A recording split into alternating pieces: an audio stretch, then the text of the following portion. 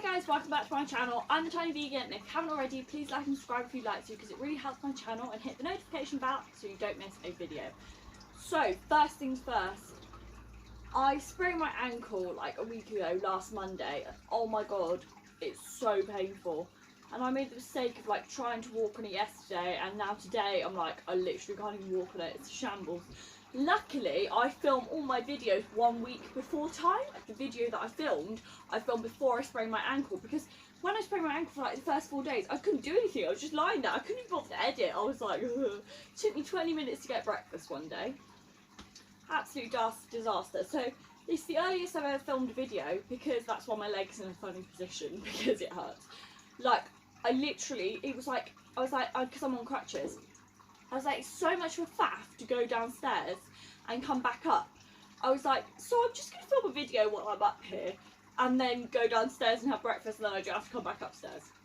But luckily I do videos in advance, so I had one to go up, which was lucky even if it was a bit late. Sorry about that, guys. I've got a really like exciting one coming up for you guys. I can't wait to share it with you, but that's a surprise, so I'm not telling you. In today's video we're doing how to go vegan.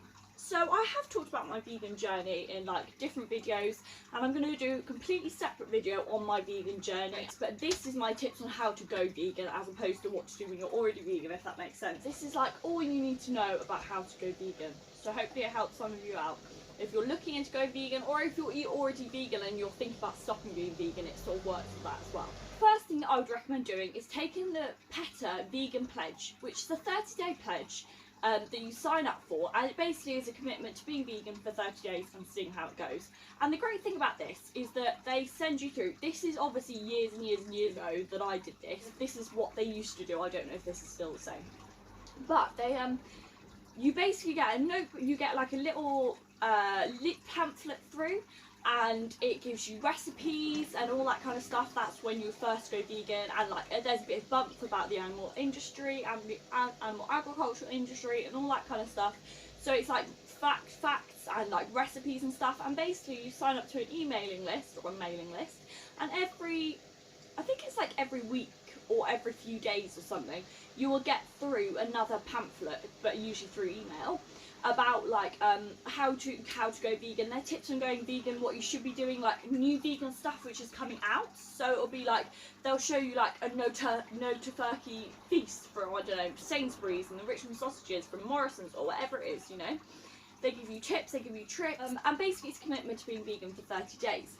And it's great because it's a sense of community, and you're getting this encouragement through every few days or every week. So you've got that encouragement there, and you're getting recipe ideas, and it's just a really good way of committing to veganism for 30 days and seeing how you feel about it.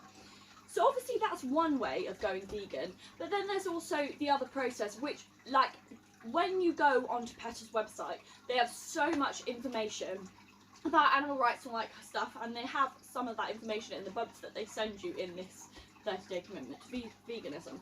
So I think it's definitely worth doing if you're that kind of person who'd want to go vegan overnight, because then it's like so much easier, do you know what I mean? Because then you're going vegan for 30 days, and then after 30 days you're like, okay, I'm one of those people who goes vegan overnight, so I know that I can carry on being vegan.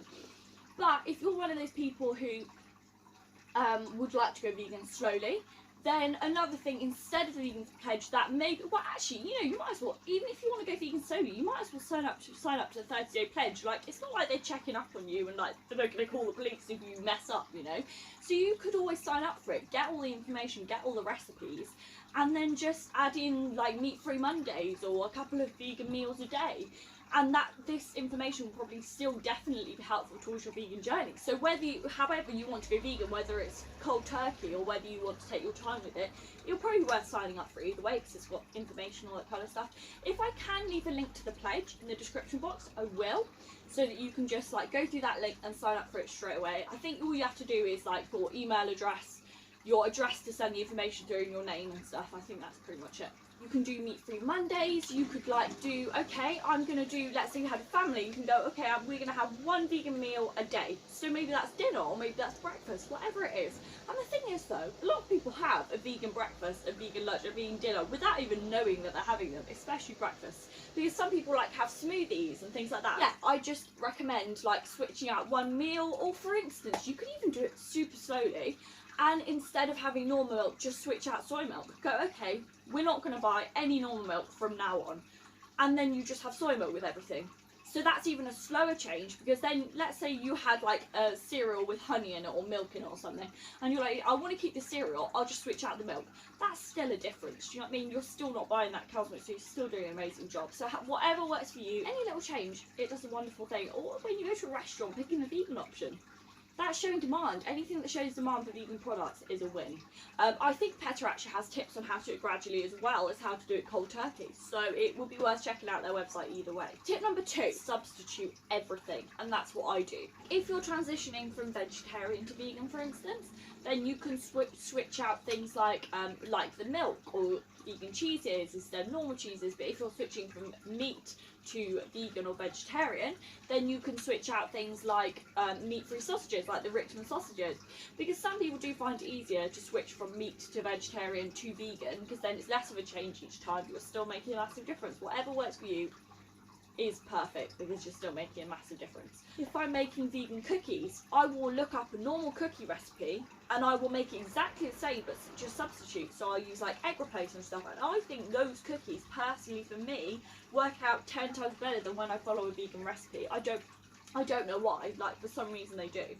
Because I feel like people, when they make a vegan recipe, they try to add in fancy things, like they'll do like coconut oil instead of butter and stuff like that, and I'm like, but just use vegan butter, do you know what I mean? Like, it tastes more like a real cookie, which is really what vegans need to taste to keep them on the track. Otherwise they're going to always taste vegan things and know that they're vegan, and then be like, okay, I actually want a normal cookie now, and just go out and buy a normal cookie. This is one of my top tips, because this is what I found anyway. Yeah, I wouldn't necessarily search up, I don't know, vegan cookie recipe or vegan Victoria sponge. I'd look up a normal Victoria sponge recipe and just substitute. Also, if you substitute, it means that you won't miss as much the vegetarian or meat option. So let's say you just went vegan from a meat eater, and you never had any alternative. You never had vegan sausages, vegan burgers, you never had, you know, any of this kind of stuff, and then you'd get like 6 months down the line and be like, oh my god, I'm really craving, I know, sausage patty or something, and then you probably go out and buy an actual meat sausage patty because you're craving it so much. So another point I have is watch documentaries. So documentaries like Cowspiracy, What the Health, Game Changers, all that kind of stuff will really keep you motivated, because it will keep reminding you why you went vegan. Personally, I have actually not, I know this seems controversial, I've actually not watched any of those documentaries, because what works better for me is just typing into YouTube, I don't know, like the dairy industry, vegan. Whether you type in vegan or not, it's still going to be barbaric and horrible, so you could probably just type in the dairy industry, and I find it better to just watch that footage, because I don't have the attention span to sit and watch through like an hour or two of these documentaries, but I do have the attention span to sit and watch. Even after 50 seconds, I'm like, okay, switch it off, I'm still convinced, do you know what I mean? But yeah, it's definitely worth doing that, and every time you think, oh, maybe I should just eat honey, I don't know, look up Earthling Ed's video on why you shouldn't eat honey. Oh, I should just eat eggs. Look up an egg industry video, and you know, that should give you the motivation. Because sometimes there's actually little documentaries on YouTube which are about 5 minutes long, and they're still packed full of facts.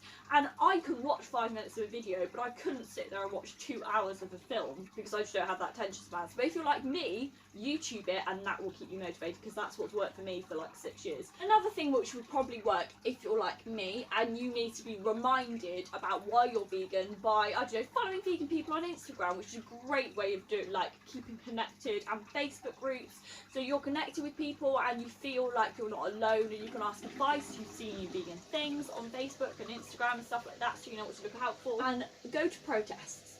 So if you like need the support, because the support does help, let's be honest. If especially, I'm lucky because my mum's vegan, my best friend's vegetarian, my boyfriend's vegetarian, my whole family's vegetarian, so I'm surrounded by people who are like compassionate. But I know people who are like the only vegan or the only vegetarian in their entire family, their entire friend group. Then that's probably quite, you know, lonely, because then you're continuously justifying why you're vegan, why you're vegetarian, and like people aren't like catering for you when you go and see them. They're not providing vegetarian or vegan food for you. So going to protests, if you're like someone who doesn't have that kind of like close-knit group which are vegetarian and vegan, it would be great to go to protests so that you can connect with like-minded people, and then you can be like, yes, this person's so inspiring, that is why I'm vegan. Like handing out leaflets, anything, as long as you're doing it with other people who are like-minded, it will just make you feel so empowered and motivated to keep with it.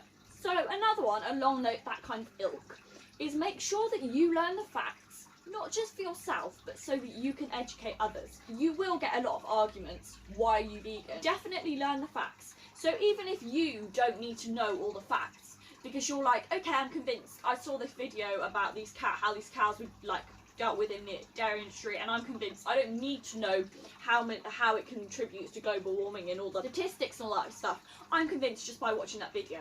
It's actually worth learning the statistics just so that you could, like, when people try and like confront you about it, which they shouldn't, it's not their business, unless they ask in a nice way, because you do get some people going like, I'm not being a dick, like, why are you vegan? And then that's fine, you can just have a normal conversation. So the best thing to do is learn the facts. Go on to, and this was another point, but I'm going to mix them in together, go on to some of my favourite websites, which is Compassion and Wild Farming, which I will try and leave a link to all of these websites in the description box if I can.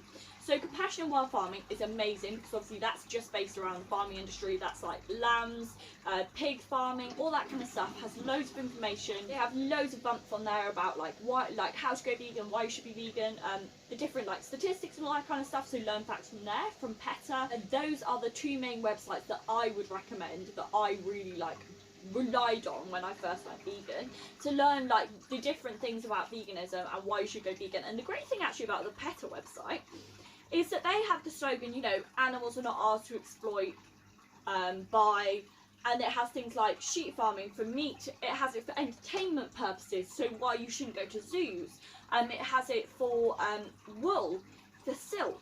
It has so many different things. It's so worth going on it, because you can click on the different things and it will come up with why the wool industry is bad.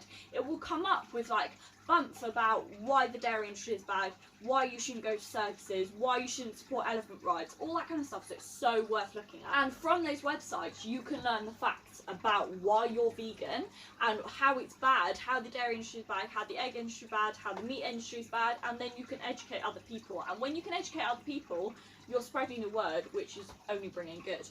But now we're on it, two other websites that I definitely recommend when you first go vegan.